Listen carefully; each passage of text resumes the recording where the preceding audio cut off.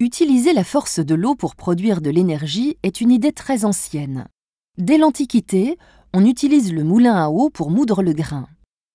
L'eau fait tourner la roue qui actionne des engrenages pour transformer le grain en farine. Le moulin à eau se diffuse et se généralise en France au Moyen Âge.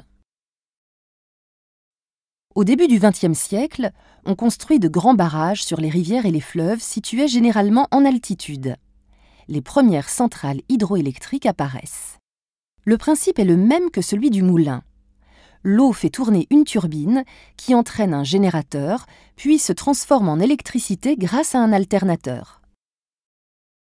L'énergie hydroélectrique ne peut être stockée en grande quantité que sous la forme d'eau retenue dans un lac de grande capacité. Ces lacs exploitent des hauteurs de chute élevées entre le niveau supérieur, en amont de l'installation, et le niveau inférieur, en aval de l'installation. L'électricité est produite par la forte pression générée par la hauteur de chute. Ce sont des centrales à accumulation.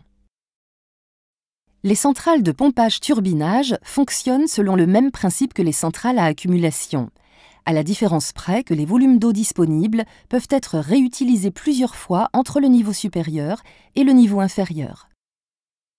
Lorsque les besoins énergétiques sont moindres, la nuit par exemple, l'électricité excédentaire est utilisée pour pomper l'eau du bassin inférieur vers le bassin supérieur pour une utilisation ultérieure. Ces types de centrales permettent de réguler et de stabiliser les réseaux électriques. Enfin, il y a les petites centrales au fil de l'eau, implantées sur le cours des fleuves ou des rivières, telles que celle de la Maison de l'eau. Mais on peut également produire de l'électricité grâce à la force des marées dans des usines marémotrices. En France métropolitaine, on compte aujourd'hui environ 2250 centrales hydroélectriques. 83% de l'hydroélectricité est produite dans 4 régions: Rhône-Alpes, PACA, Alsace, Midi-Pyrénées. L'énergie hydraulique est une énergie renouvelable et gratuite qui n'émet pas de gaz à effet de serre. C'est de loin la première énergie renouvelable en France, loin devant l'énergie solaire ou éolienne. Elle représente 86% de l'énergie électrique renouvelable produite.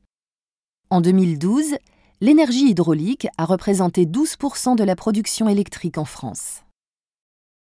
Mais c'est une énergie difficile à développer, car les cours d'eau et les paysages sont de plus en plus souvent protégés. Implanter un barrage peut défigurer les paysages, inonder des terres agricoles ou forcer des populations à se déplacer.